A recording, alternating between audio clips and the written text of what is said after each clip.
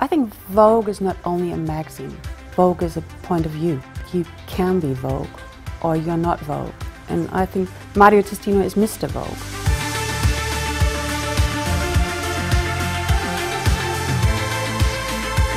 When you structure an issue, you have to be very careful to have the right balance.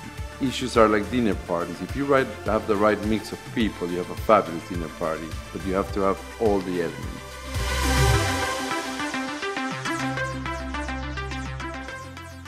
Christian Arp, the editor-in-chief of a German Vogue, was the first person to give me a whole issue to do. I like to provoke. That's why I love Mario's photography. And she said to me, I want you to do an issue for me, and the only thing I want to say to you is I want the theme to be sex.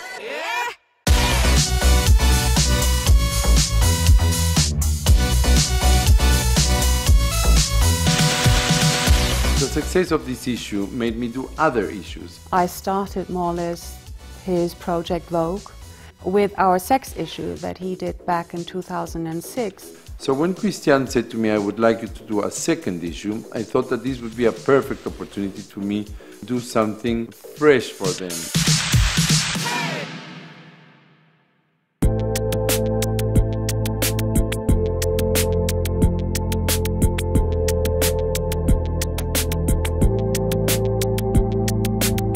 We're here in Monaco, which seems to be my location of choice lately. Our model is Anya. It's a woman with double or triple personality. She changes her looks.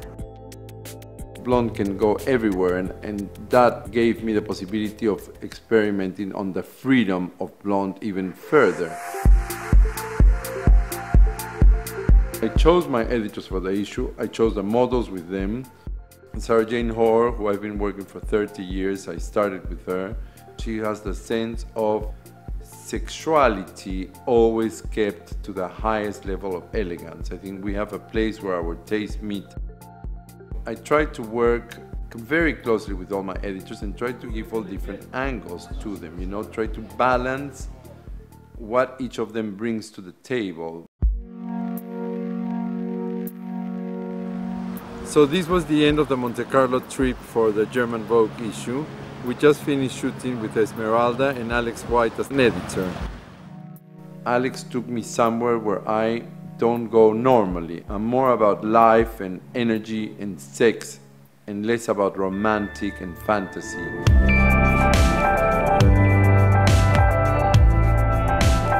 She has taught me, Christian, that magazines, they can be very correct, but they have to surprise. I work with my all-time friend Laurie Goldstein, and I wanted Laurie to bring the eccentricity, the unexpected. You can do just shoes or just a jacket or maybe just a necklace, and that brings another story.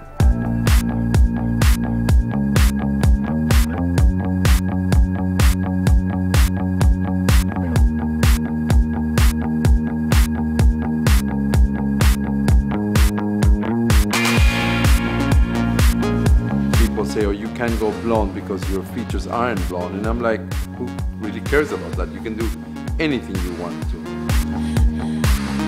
We're playing with black makeup, so all the girls will look very sculptural. Aren't they amazing, the girls? They're incredible, no? The strength. Blondes can be natural blondes, but there's something fabulous about being a fake blonde.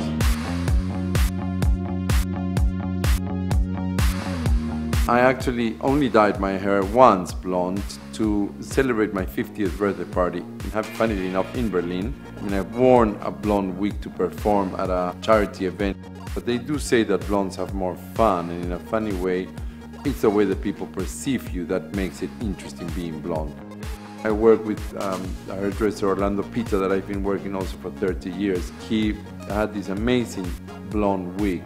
I find that hairdressers and makeup artists are so important to these issues because they have to really understand what you're trying to say. Because a fashion photograph is not just a photo of a girl wearing an outfit. A fashion photograph is a world.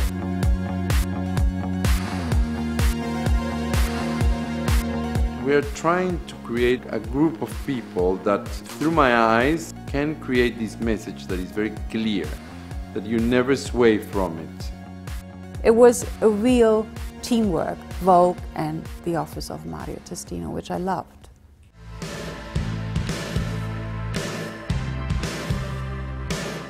The main story, I guess, of this issue is Miley Cyrus.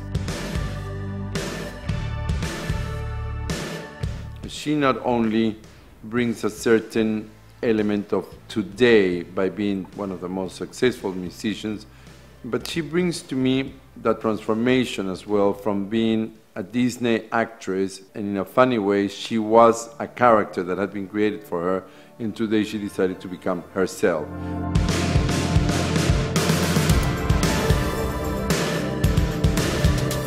I work with Carlene Cerf. She has this sense of the French meets America. And I decided to bring back references to Madonna in the 80s or to Marilyn because I wanted to bring her from youth icon to world icon, a sexy bombshell.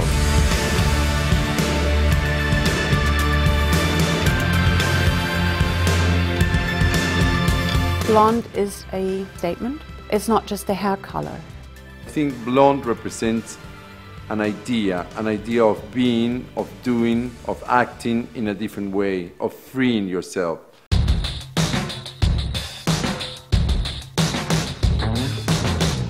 I had also asked another performer called Sky Ferreira to be in this issue.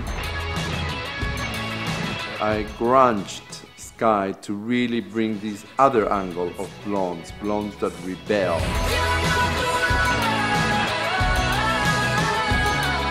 I think Mario is not just a photographer. Of course, I call him Mr. Vogue, and he is Mr. Vogue, but he sees so many things and he has different angles and embracing fashion, but photography, of course, and art is his main subject. The perfect judgment to edit a magazine comes not from here, but from there. And you have to feel it.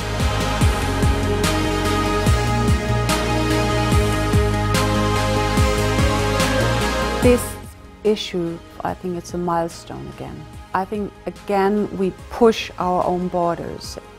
The one thing that I think that people can look forward to in this edition is that they can dream. There's a lot to look at, there's a lot of ideas.